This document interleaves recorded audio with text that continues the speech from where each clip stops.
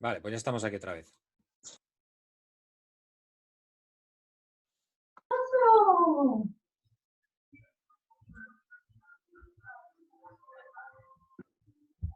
¿Me oye, Jorge? Sí, adelante. Vale, bien, pues venga. Vamos allá, que nos quedan nada, 5 minutos. Vamos a ver si podemos compartir esto.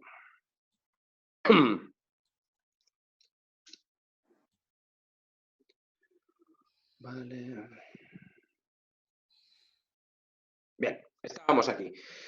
Bien, financiación, evidentemente, importantísimo. Comunicación y relaciones públicas. Ya hemos hablado más que suficiente de que tenemos que dejarnos ver y además hemos visto que todas estas áreas a nuestro alrededor, a nivel internacional, las entidades punteras tienen esta estructura y le prestan una importancia capital. Aquí yo propongo una nueva área independiente, que es innovación y desarrollo. Creo que es muy importante en una organización como la nuestra que haya gente que piense en el futuro, como estamos haciendo nosotros aquí en este seminario, que piense en el futuro, que cree estrategias nuevas, que cree posibilidades, que cree planes teóricos que no serán nunca, pero que pueden ser útiles. ¿Os imagináis que ante esta problemática del coronavirus hubiera habido una planificación hecha hace 5 años cómo responder a una gran pandemia, aunque fuera a nivel teórico? Al que lo hubiera hecho seguramente lo hubieran tratado de loco en aquel momento, pero hubiera sido un instrumento útil por lo menos para tener algo de donde empezar. Estas teorizaciones a veces, es verdad, son inútiles. Muchas de ellas acaban en la basura, pero siempre se puede sacar algún provecho de ellas. Con lo cual creo que esa figura humana debería existir por lo menos a nivel autonómico o a nivel central, si no en cada estación. Por mi parte creo que sería interesante y podría aportar mucho. El otro día os comenté la otra embarcación que teníamos en Baleares, que era la Galatea. No os había podido poner ninguna foto porque no la tenía en aquel momento, y es esta de aquí arriba, muy similar a la Plutón que hemos hablado alguna vez. Vamos con las conclusiones de todo esto. Bien, para mí la primera es que el modelo SASEMAR de 1992 es un modelo que tiene ya 30 años. Bueno, los va a cumplir el año que viene, no el otro. Es un modelo que en un momento determinado tendrá que replantearse. Se creó, se han comprado embarcaciones, se ha puesto a funcionar, pero el sistema no ha evolucionado. Todo el mundo votando la silencia al grupo, ¿no? Estamos igual. Y SASEMAR tiene una serie de cuestiones importantes sin cerrar. Tener el tema de las tripulaciones, la integración de lo que era el personal de la antigua Remolcadores Marítimos Sociedad Anónima, que como sabéis concentraba todo el personal de flota, que se ha integrado en la sociedad, pero se ha integrado como a extinguir. No se pueden convocar nuevas plazas fijas, se tiene a la gente con contratos de aquella manera. Es decir, hay toda una serie de cosas que en el momento menos pensado se va a tener que que coger el toro por los cuernos. Hay toda una serie de coberturas, a pesar de que se mueven los barcos, y a pesar de que el salvamento marítimo ha sido un éxito, y es eficaz, y sus profesionales son buenísimos, pero tiene algunas cositas que se tienen que pulir y que se pueden mejorar, perdón. Tenemos el problema de Babcock. Babcock es una empresa civil que tiene una contrata de los helicópteros, que además no todos son de salvamento marítimo, hay algunos que son de Babcock, bueno, las tripulaciones muchas veces están descontentas, no trabajan a gusto, demasiadas horas. Es decir, hay cosas que se tienen que analizar. Básicamente, SASEMAR se diseñó como un modelo para huir de la militarización después de una larga historia de dominio en España de la Marina Militar sobre la civil. Había unas enormes tensiones en esas fechas, y eso pesó mucho a la hora de elegir, y eso Jorge lo sabe también, porque también lo vivió y hemos comentado pues algunas anécdotas de esa época, y eso sucedió así. Quizás si no hubiera habido todos estos condicionantes, el tema hubiera sido un poco diferente. Es decir, cuando se creó este modelo, no era solo no solo era no solo se tuvo en cuenta el principio de eficacia, que es el que se tiene que tener, sino que pesaron otros condicionantes que a lo mejor no tendría que haber pesado. El modelo yo creo que debería ser más abierto y diversificar más el capital humano. En España se pierde muchísimo capital humano. Pienso en muchos marinos militares que a lo mejor trabajarían muy bien en Sasemar. Pienso no sé, en desarrollar más el tema de los auxiliares. Pienso en coordinar a todas las organizaciones de voluntarios existentes, porque no sobra ninguna, pero sí quizá se debería coordinar y según su especialidad realizar trabajos diferentes, con más apoyo, con más equipamiento. El equipamiento y la eficacia operacional es la correcta, pero ya os digo, necesita un ajuste que se ha ido postergando y que llegará un momento que se tendrá que hacer. A nivel internacional, pues yo coincido plenamente con la organización que proponen y aplican la mayoría de estas entidades que hemos analizado. Los temas que han surgido en el seminario han demostrado ser las claves de una buena organización de una entidad de rescate marítimo. Y hoy por hoy la mayoría o fallan o no existen en la estructura de las entidades y de las bases que nosotros gestionamos. Bien. Es imprescindible, pero imprescindible aumentar el contacto y el intercambio de experiencias tanto a nivel nacional entre nosotros, es decir, creo que hemos sembrado el germen o la semilla aquí en este seminario, pero creo que esto debería trascender incluso a nivel oficial, que haya más contacto, que haya más intercambio de experiencias, que haya más unión, ¿no? Y por supuesto a nivel internacional, es decir, lo vimos, creo que todos los que escuchamos la ponencia del ISN, de Michel, creo que en aquel momento se nos abrió una luz y vimos un montón de cosas que aprender. Nosotros también podemos ayudar en un montón de cosas que podemos también asesorar y si eso pues se consigue con los franceses, se consigue con el RNLI, se consigue con alguien del norte, etcétera, pues creo que tenemos mucho. Tenemos que potenciar la presencia de todas nuestras organizaciones, bien directamente, bien a través de una federación, en la International Maritime Rescue Federation. El único miembro español por ahora que yo sepa, salvo que se me haya pasado por alto, es Open Arms. No es de recibo. Es acuciante la necesidad de aumentar el presupuesto y los medios dedicados al rescate marítimo, especialmente de los medios auxiliares. Y para ello es indispensable potenciar la autofinanciación de las organizaciones, con especial atención a los patrocinios, y la estructura que hemos propuesto aquí tiene un peso fundamental en lograr esa mejora de la autofinanciación. Y bueno, solo nos queda hablar del tema de la formación integral y continua, la gestión de la gestión de los voluntarios, perdón, fidelización, conseguirles beneficios, acuerdos con entidades pues, que puedan obtener, en fin, descuentos, etcétera, tal. Conseguir un fondo para que puedan tener un traje propio, si me apuso. Es decir, muchas cosas que hay que hacer.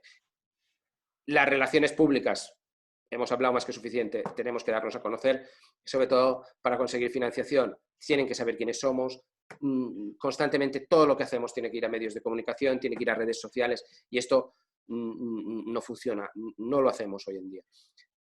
Innovación y desarrollo, lo que hemos hablado antes de planificación, es un punto también clave y esencial en el que tiene que pivotar el sistema de rescate marítimo en España ya de mediados del siglo XXI.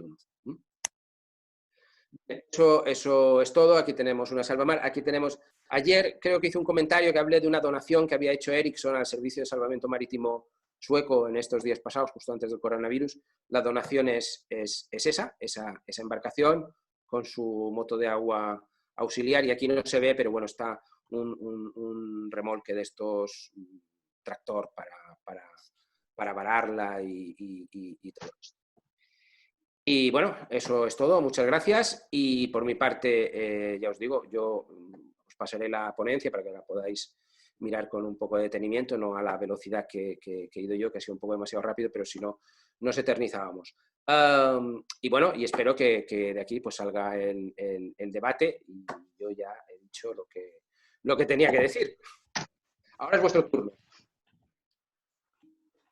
Bueno, pues cerramos esta, ¿no? Vale, y nos vemos. Pues Miguel, gracias, muchas gracias por el trabajo. Has recopilado mucha información de muchas organizaciones. Bueno, es que como de esto bueno, yo llevo hablando muchos años, ¿no? De dónde vinimos, dónde estamos, Sí, y al dónde final tenemos hacemos que ir, ¿no? incidencia sobre lo mismo, damos vueltas sobre el mismo círculo, pero es que ese es el kit de la cuestión. Claro. Ese es el kit de la cuestión. Yo creo que el gran problema, bueno, la solución nos la dio Michel el otro día, ¿no? Dijo que tenía que haber una entidad, una única entidad que tomara las riendas. Pero, o sea, no es que haya una sola entidad que sea la competente, sino que hay No. una sola que debería tener el control de todo lo demás. Tenemos un modelo, ¿vale? Que es un modelo coordinado, ¿vale? O sea, hay dos modelos, que es el modelo coordinado y el modelo integrado, ¿vale? Curiosamente, el modelo británico es un modelo coordinado, donde unas ciertas cosas las hace el Estado, las torres de control son del Estado, o sea, los centros de coordinación de salvamento son del Estado, y la RNLI, como una organización real, ¿no? Pero de voluntarios, controla todo el tema de la costa. Aparte, también hay otras organizaciones independientes, de hecho se llaman así, y bueno, pues se controlan muy bien y se gestionan bastante bien. Tienen bastante apoyo y son capaces de decir la frase aquella de ni queremos ni necesitamos la ayuda del Estado, ¿no? Como dice la RNLI. Sí, porque esto es importante destacar. Todo el mundo conoce a la RNLI, pero no es el único. Claro. En el Reino Unido. Hay varias asociaciones más pequeñas que actúan en sitios concretos y pero normalmente... se rigen por unas normas muy similares a la de la RNLI, por lo que tengo entendido. Pero bueno, no voy a afirmar eso, pero No. que Puedes afirmarlo porque es así. barcos y demás. De hecho, gran parte de los protocolos normalmente actúan con embarcaciones tipo C o tipo D, estas pequeñas, pero los protocolos suelen hacerse mediante un convenio con el RNLI. Es decir, él les proporciona parte de la formación, porque es la entidad más grande, y les proporciona, diríamos, cierto asesoramiento técnico para que puedan cumplir sus funciones. Entonces, es decir, una coordinación pura y dura. Luego, los otros modelos que los has contado, los alemanes, los holandeses, pues cada uno con sus peculiaridades, los irlandeses, ¿no? Irlanda, has hablado de ellos también, sí. También están constituidos como un guardacostas. Pero bueno, si saltas el charco, te vas a Estados Unidos, pues tienen otro concepto de guardacostas. Canadá también es un guardacostas. La pregunta es, ¿qué problema histórico hemos tenido para estar en un modelo tan distinto? Y cuando digo problema, sería analizar ahí dónde está la clave. ¿Dónde está la clave para haber llegado a este punto? ¿Y qué es lo que se podría hacer ahora, como tú bien has dicho, el día que se replantee esto? Yo tengo constancia de que cuando se replanteó en su momento la creación de diferentes entidades, como fueron el Servicio Marítimo de la Guardia Civil o SASEMAR y demás, estuvo encima de la mesa también la creación de un posible guardacostas, ¿vale? Que sería un modelo integrado, donde se hubiera integrado a todo el mundo. Me consta la idea. Que ahí nos lo hubiéramos jugado los auxiliares a poder existir o no existir, ¿vale? Hombre, yo creo eso es cierto, ¿no? Que hubiera sido un sistema parecido al de Estados Unidos. Es decir, Estados Unidos, la Coast Guard tiene, diríamos, su parte militar permanente, tiene la reserva del Coast Guard, que son militares también, pero reservistas, es decir, a tiempo parcial, un voluntariado militarizado, y después tiene, que habló el compañero, creo que de Altea, que fue a verlos, me parece que a San Francisco, la Guardia Costera Auxiliar, que es una asociación que trabaja, no tiene barcos propios, tiene barcos de recreo que adaptan para ese trabajo y realizan ciertas funciones de asesoramiento, algún rescatillo cercano, con asesoramiento de papeles, ayuda a la navegación, etcétera, etcétera, etcétera. Entonces, claro, normalmente Canadá lo mismo. Canadá, bueno, su guardia costera es civil, es otra historia, concepto, sí. Pero existe una guardia costera auxiliar de voluntarios que colabora también con la guardia costera canadiense. Muy importante también. No la he analizado porque, bueno, el sistema es has buscado un entorno europeo, sí, digamos. no, Tratar de parecernos, al entorno. Tenemos la japonesa también, que es muy interesante, tenemos la coreana, que también es muy interesante, pero bueno, como ya son más lejanas y otras filosofías, podríamos estar aquí hablando una semana y tampoco es cuestión de aburrir. Pero yo creo, lo importante es ver que, es decir, nosotros tratamos una serie de temas que han ido surgiendo paulatinamente.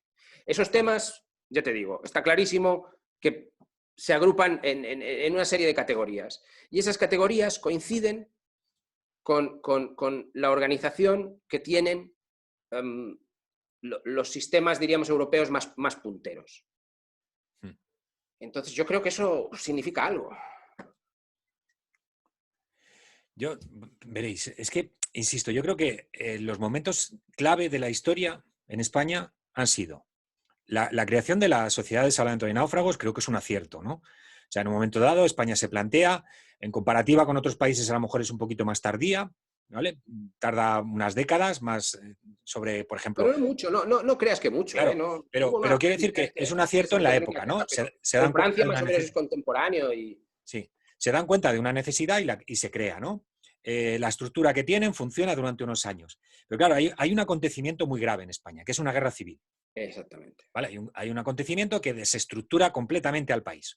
Entonces, a la vuelta de la guerra civil, lo que hay, si sigue, ha quedado totalmente desestructurado, destrozado, sin recursos. Está todo el país sin recursos. Parece ser que no remonta, ¿no? Porque lo que cuentan es que no remonta, desde la guerra civil no remonta. Entonces, llegamos a los años 70, fijaros, o sea, desde los años 30 o 30 y tantos, hasta los años 70, subsistiendo como pueden de manera desigual, en unos sitios mejor, en otros peor, según el puerto en el que están, pero en los años 70 se toma una decisión, y es abrirnos al resto del mundo, ¿no? Al entorno occidental, se empieza a firmar convenios internacionales, el SOLAS, unos otros y demás, y se toman decisiones. En ese momento se apuesta enérgicamente. Hay pruebas de ello, ¿vale? Yo puse el otro día, cuando hablábamos de la bibliografía, nos atrevemos incluso a generar se organiza a nivel internacional un evento en La Coruña. O sea, eso dice mucho de aquella época, ¿no? El tema es, pasan las décadas y algo ocurre, ¿vale? Una desmilitarización probablemente de la Cruz Roja trae como consecuencia una nueva búsqueda de unos nuevos objetivos dentro de la organización. Y un proyecto que hasta entonces había sido militar, vamos a decir, queda relegado, ¿vale? Y en ese impasse llega un cambio político radical, entramos en otro periodo y viene la necesidad de empezar a replantear cómo se moderniza el país. Ahí se toman decisiones. Se toma la decisión, por una parte, crear SASEMAR, por otra, crear el Servicio Marítimo de la Guardia Civil, y por otro, que es curioso, y es dejar el tema de los auxiliares o voluntarios en el sitio que estaban. El tema es lo que tú has dicho. Han pasado desde entonces hasta ahora 40 y tantos años. ¿Dónde estamos? ¿Dónde tenemos que seguir o dónde debemos ir? Esta sería la pregunta. Sí. ¿No? No sé.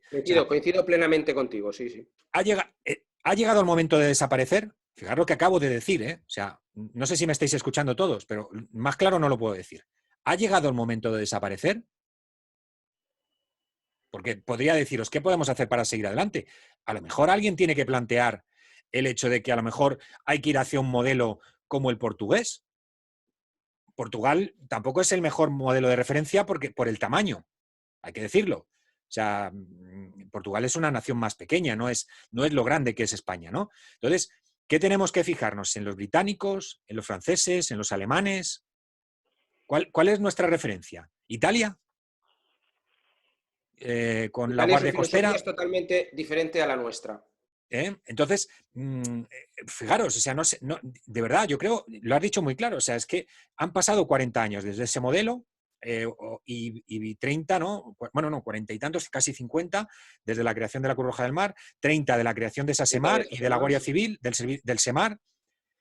Han aparecido nuevos guardacostas en algunas comunidades autónomas, algunas han asumido ese... O sea, ¿algo tiene que pasar en los próximos años? ¿O desaparecemos nosotros como parte de este servicio? Que, a ver, yo voy a defender a muerte, ¿no? Creo que si no, no estaría haciendo lo que estoy haciendo aquí hoy con vosotros, ¿no? Charlando por defender este modelo.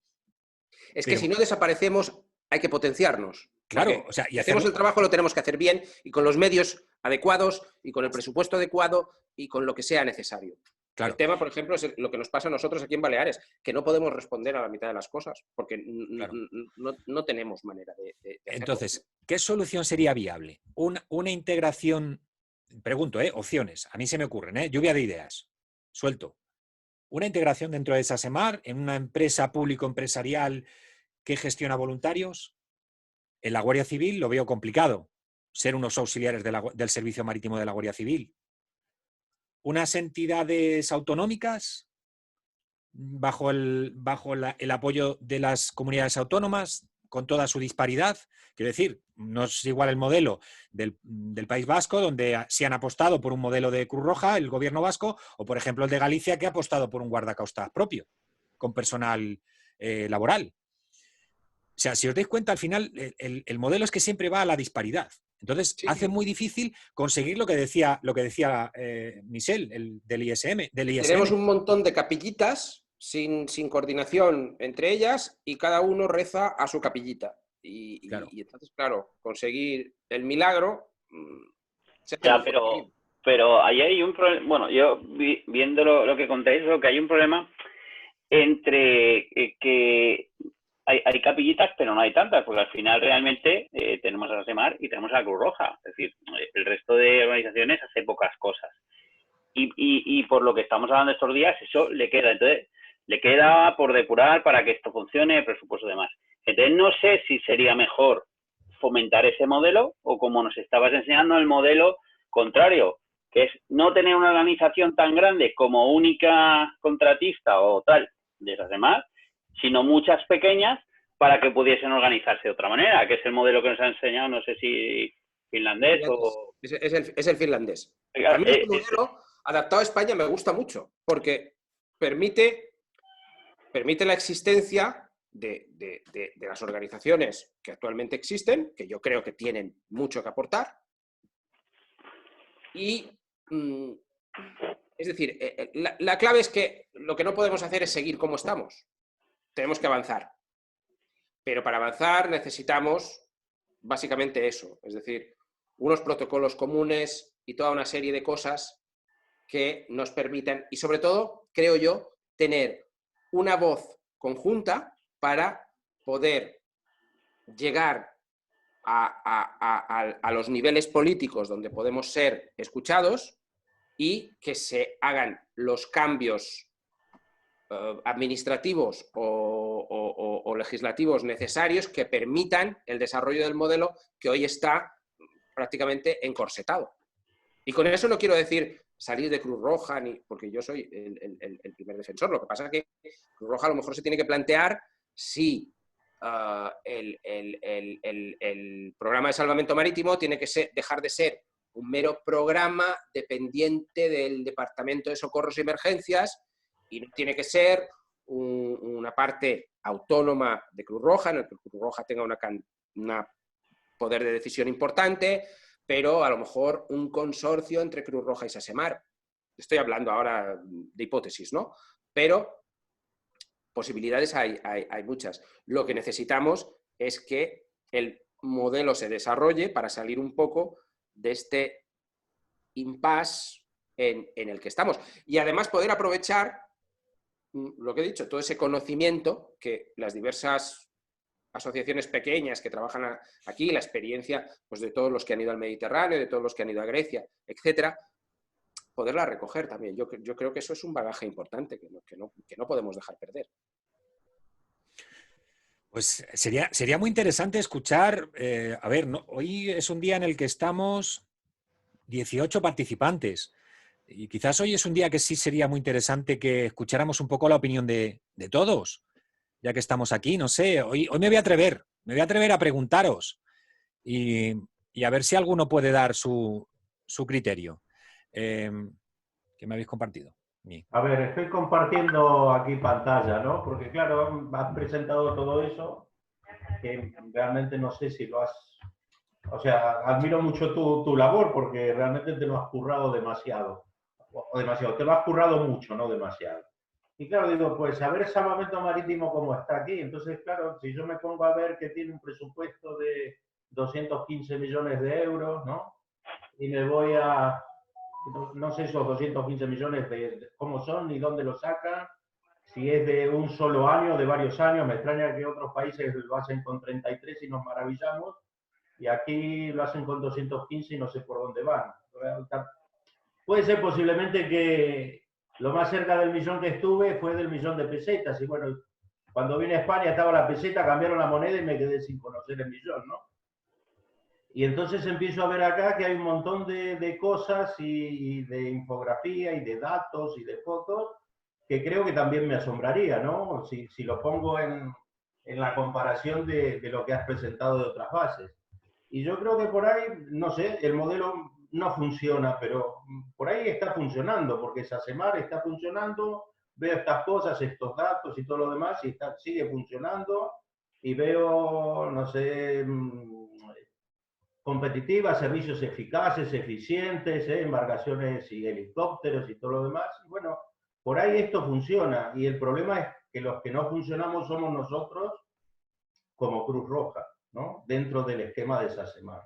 Entonces, bueno, por ahí creo que en una de esas habría que ver si hay que cambiar todo o tenemos que cambiar lo que falla. Muy interesante la aportación. Yo he calculado que con un 1% solamente de esos 115 millones de euros, en vez de un profesional por base, como se podría... Buenas tardes a todos, lo primero. Como se podría tener... Buenas, muy interesante, Miguel. Me ha gustado mucho la presentación de todos los sitios, de la situación. Y creo que era Cristian el que estaba hablando, me ha parecido, ¿verdad? Sí. Creo que sí. Sí, Cristian, muy interesante. El presupuesto, yo estando, me había hecho una anotación, digo, con un 10% más sería la leche. Y acabo de anotarme, con un 10% más, no, con un 1%, 2 millones y pico de euros, podríamos tener por cada base una o dos personas más a nivel profesional. Eso es enorme. Y aparte, más profesionales, plan de formación, I+D, más I, desarrollo, trajes secos, personas como Ruth, que le digamos, estos trajes nos interesan, que le ayudamos a desarrollar, ya nos ayude a desarrollar. EPIs, un plan de renovación de embarcaciones. Con un 1% solamente, 2 millones y pico de euros, llegan para todo eso. Hablamos de sistemas de calidad, hemos hablado varios días, Jorge ha comentado varios días la importancia de la calidad. Sistemas integrados de calidad harían que este 1% realmente cambiara los sistemas, integre todo el salvamento marítimo, toda la modalidad de rescate, ¿no? Comentabas a reluce. Yo estuve hace 25 años haciendo lo que era antes el servicio sustitutorio, la antigua Mili. Y hace 25 años como instalaciones eran enormes. Todo perfecto, embarcaciones como nadie todavía puede tener hace 25 años, las tenían allí y algunas las siguen conservando, un nivel A, alucinante. Pero ya entonces había cuando menos 2 profesionales, además de toda la labor que se hacía de lo que antes era militares, objetores, voluntariado. Cada base necesita 2 o 3 profesionales por base. Esto supone 1 millón de euros adicionalmente para llegar a eso. 1 millón de euros nos sobra, otro 1 millón de euros para llegar a un tercer profesional y para el material, sin prescindir del nivel de voluntariado. Y en cuanto que yo creo que es muy interesante, mantener la identidad de cada organización. Cada identidad de asociación o entidad de voluntarios gustaría, entiendo yo, seguir manteniendo su identidad, pero todo bajo unas normas y criterios que desarrollen en conjunto todo el sistema. Eso me parece muy importante. Yo coincido contigo, Alberto, totalmente, porque la coordinación y el bagaje que tienen todas las entidades, que creo que se ha de conservar, pero es muy importante una formación única y una protocolización de actuaciones, básicamente. Y si evidentemente se puede gestionar una compra conjunta dentro de las idiosincrasias de cada una, pero siempre podrás forzar a conseguir mejores precios, a conseguir que los proveedores te miren mejor, que se interesen más, efectivamente, y la apuesta por la calidad. Que llegue el material que queremos, que hablamos con especialistas y decir, queremos esto, y con el mínimo y que dinero se desarrolle que entre lo que todos nosotros desarrollemos el material, la tecnología. Ahí está. Bueno, yo lo que os decía, ¿no? Algo debería ocurrir, algo deberíamos replantearnos. Quizás el problema también radica en que no hay conocimiento de lo que ocurre.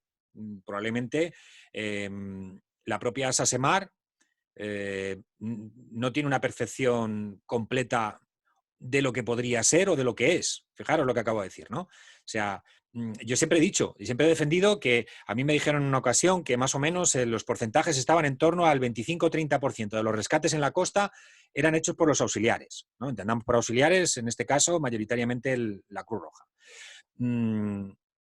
Yo siempre lo he dicho, o sea, yo creo que lo que es el trabajo en la costa hay que incrementar la calidad del servicio en tiempos de respuesta, en mejores capacidades, en barcos más adecuados a los diferentes tipos de trabajo que hay que hacer. Yo creo que el concepto barco que vale para todo, ¿no? Que lo llevamos hablando muchas veces, pues a lo mejor si tuviéramos más barcos y cada barco hiciera una función, la respuesta sería mucho mejor. Lo decía, ¿no? Bases solapadas que permiten que salga un barco para sacar a la gente del agua y otro que termina remolcando ese barco o lo que queda de ese barco, ¿no? Se me ocurre así rápido, ¿no? Planteamientos de queremos un barco que sea ambulancia, que sea remolcador, que sea rápido, que sea barco de información. No lo sé. Quizás todo no puede ser. No puede ser un barco que actúa cerca de las rocas, que pues sea capaz de meterse dentro de una playa. O sea, podemos querer hacerlo todo, pero reduciendo capacidades, aumentando riesgos probablemente. No sé, cada embarcación es más apropiada para una cosa, ¿no? No lo sé, habéis visto tipos, ¿no? Decía Michel, ¿no? Que ahora incorporaban motor de agua en vez de auxiliares. O sea, las motos de agua como auxiliares de una nivel A. En fin, quiero decir que hay muchas más posibilidades, muchas más opciones, pero siempre vamos a chocar con una cosa. Y es, al final, probablemente, SASEMAR no tiene conocimiento completo de las posibilidades que podríamos llegar. Esa es una de las cosas que yo creo. Estoy diciendo lo que podríamos llegar a hacer, porque yo estoy convencido de que podríamos solventar, si no mayor cantidad de servicios, sí con mayor rapidez. ¿Vale? Mejoraríamos las capacidades de respuesta con una pequeña inversión. Estamos hablando, Cristian nos ha mostrado un poco el presupuesto que estará por ahí. Yo jugaba con otras cifras de años atrás, cuando tenía un poquito más de relación y sabía más, pero estábamos en torno a un 1%. ¿Vale? El coste con el que SASEMAR sostenía a los auxiliares era un 1% de su presupuesto anual. Si hacemos unos resultados del 25%, algo me dice que algo se podría hacer de otra manera. Me explico. Pero si además con eso se ganara una capacidad de respuesta que superara o que redujera esos tiempos de respuesta por debajo de los 45 minutos de salida, más lo que tardas en llegar y demás, no lo sé. Eso es quizás el planteamiento que a lo mejor tiene que hacerse el Estado y decir, a ver, ¿de qué manera podemos mejorar esa circunstancia? ¿Cómo? ¿Inyectando dinero, colocando más salvamares con los consiguientes costes? ¿O a lo mejor apoyando un concepto? Ese 1%, Jorge, es lo que permite jugar en Champions League. Ese 1% solamente, vamos, lo veo así. Es lo que te permite llegar a la profesionalización del sector, a la formación, a los EPIs, a la renovación de barcos, de instalaciones, de materiales. Es un 1%, pero es el cálculo que justo hace que realmente el salto en calidad sea exagerado. Vamos, yo lo veo como no conocía el presupuesto, pero estamos hablando de un presupuesto enorme. Y con una pequeña partida... Es un presupuesto enorme porque es una enormidad de sueldos. SASEMAR. Claro. Ahí está la explicación un poco de por qué ciertos servicios con 30 y tantos millones, claro, son 30 y tantos millones destinados únicamente a material operativo y como mucho a mantenimiento de bases o crear alguna base nueva. En cambio, claro, SASEMAR tiene un volumen enorme de sueldos, no tan solo del personal de flota y de servicios centrales. En Madrid tienen ahí un castillo que, bueno, no sé hasta qué punto tener... Bueno, lo que pasa es que habla, perdona, en el artículo habla de 1.453 empleados, ¿eh? Sí, aproximadamente, una cosa así. Pero esos son empleados de SASEMAR. Después están los empleados de flota, que normalmente no cuentan dentro de... Las subcontratas. Exactamente. Que también al final se acaba pagando. Oye, pero bueno, es un modelo de Estado, es normal que cueste eso. No es extraño. Oye, y una pregunta para todos. Perdona, los 1.400 somos flota y personal de tierra. Ajá. Los únicos que no entran en los 1.400 son los personal de los helicópteros. ¿Ves? Ahora está aclarado. Oye, una pregunta. Bueno, hago esta pregunta y si nos da tiempo la contestamos y abrimos otra sala porque se nos va a acabar el tiempo. Quizás un poco las personas que no saben de esto, entenderme, cuando digo las personas que no saben de esto, pues es a lo mejor mi madre o un familiar mío que no sabe cómo se gestiona esto a nivel nacional. Probablemente las personas piensan que hay una entidad pública, ¿no?, que gestiona esto, que es SASEMAR. Mucha gente, y lo hemos dicho en el seminario en muchas ocasiones, cuando vamos a rescatar se quedan sorprendidos. Ah, pero vosotros hacéis esto. Eso creo que es común, en muchos casos lo podemos verificar, ¿no?, que ha ocurrido así. ¿No creéis que sería muy complicado poder volver a refinanciar este proyecto sin que la sociedad conozca la existencia de los auxiliares? ¿No creéis que a lo mejor ahí también hay un pequeño problema? Que a lo mejor esa falta de difusión del trabajo de los auxiliares o voluntarios propicia que todo el mundo crea que está verdaderamente cubierto y que se puede cubrir perfectamente sin utilizar ese porcentaje de los auxiliares, que están en un 25-30%. No lo sé, yo creo que también ahí hay una traba en que probablemente quedamos enmascarados en una cantidad de respuesta humanitaria que hace que no sea factible la captación de fondos específicos, ¿vale? Esto yo creo que por ahí van. ¿Por qué? Porque otra forma de resolver este problema no es pedirle al Estado que nos dé más dinero. Otra solución es copiar los modelos, como ha contado Miguel, que hay modelos de otros países que consiguen subvenciones de otras entidades, de empresas, de astilleros, de navieras, de personal que pueda estar muy interesado en difundir su imagen, en la responsabilidad corporativa, social corporativa. O sea, ahí, ¿no? Entonces, yo creo que estamos chocando con un mar de respuesta humanitaria que hace que naufraguemos. Fijaos lo que acabo de decir.